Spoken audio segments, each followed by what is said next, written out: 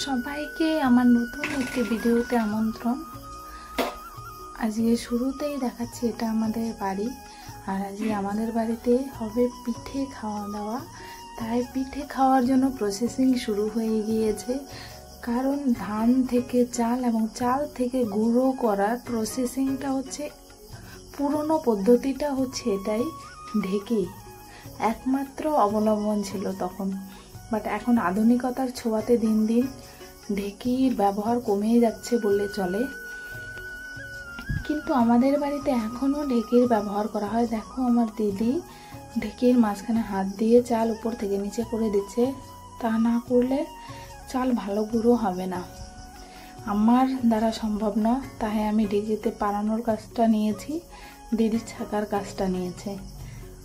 ছেঁকে ছেঁকে দিদি গুঁড়ো বের করবে আর ঢেকির ভেতরে দেবে, আমি সেটা পাড়িয়ে পাড়িয়ে বের করে দেব।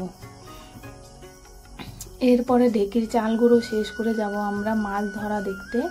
আমাদের বাড়ির পাশ দিয়েই বয়ে গেছে ছোট্ট একটি নদী, নিত্যবহ নদী। সারা বছরই জল থাকে কম আর বেশি, শীতের সিজনে খুবই কম জল হয়ে যায়, বাট বর্ষার সিজনে এখন নদী ভরে যায়।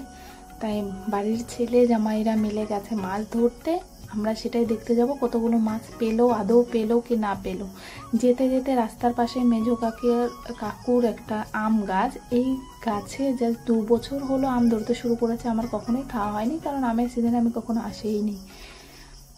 সেই জন্য ভাবলাম একটা খেয়েই দেখি, চলেই তো যাবো, যাওয়ার আগে একটা খেয়ে দেখি কেমন টেস্ট। মেজো কাকিমা বললো ভালো নাকি, মিষ্টি খেতে, ভেতরে সাদা ভাত খেতে ভালো।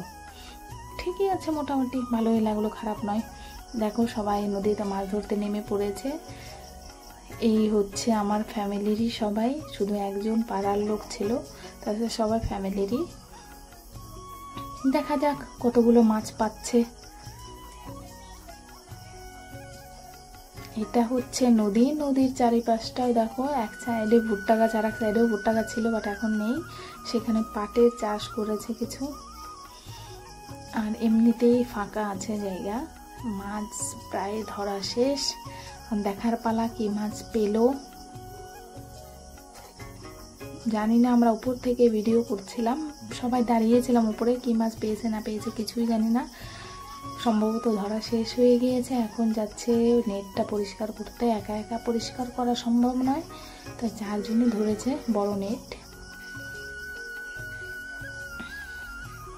নেটের কাজও প্রায় কমপ্লিট, ধোয়ার পরিষ্কার করার।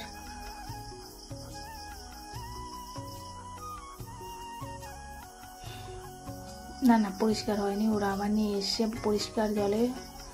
ওইখান থেকে আমার বড় ভাই বলছে কি রে ভিডিও কর, আমি বলছি হ্যাঁ অলরেডি করতে শুরু করে দিয়েছি,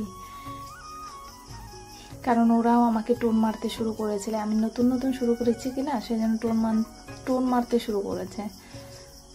চলো আমিও বললাম ঠিকই আছে, না বললে হবে কি করে।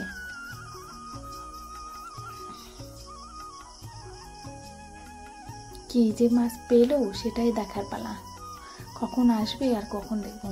চলো আমরা চলেই আসলাম। আস্তে আস্তে দেখলাম কুলপিওয়ালাকে, কুলপি খাওয়ার জন্য, কারণ রোদ্রু না উঠলেও গরম পড়েছে, তাই ভাবলাম কুলপি নিয়ে নিই। 7টা, সেই জন্য এখান থেকে 7টা কুলপি নিয়ে নিলাম। যে যে খাবে শেষে খাবে, আর যে না খাবে তারটা আমি খেয়ে নেব, এই ভেবে 7টা কুলপি নিয়েছি। দেখো কুলপি নেওয়া হয়ে গেছে, এখন বাড়ির দিকে যাচ্ছি। চলো দেখা যাক কে কে খায় আমার এই কুলপি। আগে মনে আছে আমাদের ছোটবেলায়, বেদের মেয়ে জ্যোৎস্নায় আমায় কথা দিয়েছে, এরকম গান বাজলে মনে পড়ে যেত হ্যাঁ বরফ এসছে, আর সবাই দৌড়ে যেতাম কোথায় বরফ এসছে। বাট সেই দিনগুলো কোথায় যে হারিয়ে গেল। আর খুব সেই ছোটোবেলার স্মৃতিগুলো মনে পড়ে। বরফ আসছে, দৌড়ে যাচ্ছি, হরেক মালগুলো আসে, চানাচুর কিছু দেব, সে চানাচুর দেবে, কোথায় যেন হারিয়ে যাচ্ছে সব স্মৃতি। এইখানে শেষ করে চলে আসলাম রান্না বান্নার কাজের এখানে। দেখো সে নৌকাকুর চচ্চড়ির জন্য সবজি কাটছে, বেগুন আর আলু দিয়ে চচ্চড়ি হবে। নদীর মাছের ওই তখনই মেরে নিয়ে আসলো, ছোট ছোট মাছ পেয়েছে, মৌরালা মাছ, পুঁটি মাছ, বাইম মাছ, ট্যাংরা মাছ, চিংড়ি মাছ মিশিয়ে চচ্চড়ি হবে। আর এদিকে মেজো কাকি রান্না অলরেডি শুরু করে দিয়েছে, এদিকে মা বাটনা বাটতে শুরু করে দিয়েছে মাংসের জন্য, মাংসও রান্না হবে। এই হচ্ছে ওই মাছগুলো, যে মাছগুলো নদী থেকে মেরেছিল, তাছাড়াও গুঁড়ো চালের গুঁড়ো দিয়ে বানানো হয়েছে পাটিসাপটা ও তেল চিটে বা তেল পিঠে এক কথায়। আর এদিকে হচ্ছে দেখো গাছে নয়নতারা ফুলগুলো ফুটেছিল, কিছু কিছু পুরোপুরি ফোটেনি, তাই আমি একটু ট্রাই করে দেখলাম পুরোপুরি ফোটে কিনা, দেখলাম ফুটেই গেল। এই ফুলগুলো সম্ভবত রাতেই ফুটে, বুঝতে পারলাম। আমি একটু ট্রাই করাতে সুন্দরভাবে মেলে ধরলো ফুলটাও, তাই মনে হচ্ছে যে রাতেরই ফুল হবে। এই বলে বলে চলে আসলাম। দেখো পিঠে দেখতে দেখতে দেখতে দেখতে সন্ধ্যা ঘনিয়ে নেমে আসলো, এবার দেখতে দেখতে রাতও চলে আসবে। এদিকে এক জায়গায় যদি রান্না হয় তাহলে অনেক রাত্রি হয়ে যাবে, সবাই সারাদিন অনেক খাটাখাটনি করে, সন্ধ্যা নামতে না নামতে সবার চোখে ঘুম চলে আসে। তাই ওইদিকে এক কাকিমা পিঠে বানাতে শুরু করে দিল, সাজের পিঠে, তাই আমি ওইখানে একটু কাকিমাকে সাহায্য করে দিলাম। এদিকে দিদি আর মেজো কাকিমা রান্না করছে, আর মা সব হাতে হাতে করে দিচ্ছে কোথায় কি লাগবে না লাগবে। আর এদিকে আমি কাকিমার কাছে চলে আসলাম, আমি যে পুরোটা দিচ্ছি কাকিমা করছে। ওখানে বানানো হবে সাজের পিঠে মাংস দিয়ে খাওয়ার জন্য, কারণ আমাদের বাড়িতে অনেকেই মাংস দিয়ে সাজের পিঠেটা খুব ভালো খায়।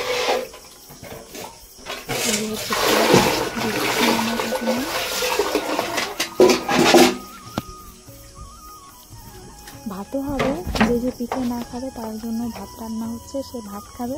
আমার তেমন ভালো লাগে না, তাই আমি একটা পিঠে খাবো কি না খাবো, বাট ভাতই খাবো আমি। আমার পিঠেতে তেমন ভালো একটা হয় না। এবার চলে আসলাম এদিকে রান্না হচ্ছে মাংস, আমার দিদি শুরু করে দিয়েছে, তেল দিয়ে দিয়েছে, তেলে আলুও দিয়ে দিয়েছে, আগে ভেজে রাখবে আলু, আলু ভেজে রেখে পরে মাংস দিয়ে দেবে, তাহলে নাকি আলুর টেস্টটা বেশি হয়। আর আমাদের বাড়িতে আমার ভাই, আমার বোন, আমার দিদি সবারই একটাই কথা, মাংসের তরকারিতে নাকি আলু ভালো লাগে, সেই জন্য আলু বেশি করে দিতে হবে। মাংস এক পিস পেলেও না পেলেও চলবে, বাট আলু এক পিস চাই। রান্না কমপ্লিট, এখন সবাই খেতে বসেছে। আমার ভিডিও দেখার জন্য সবাইকে ধন্যবাদ, সবাই ভালো থাকবে, সুস্থ থাকবেন। Thank you so much.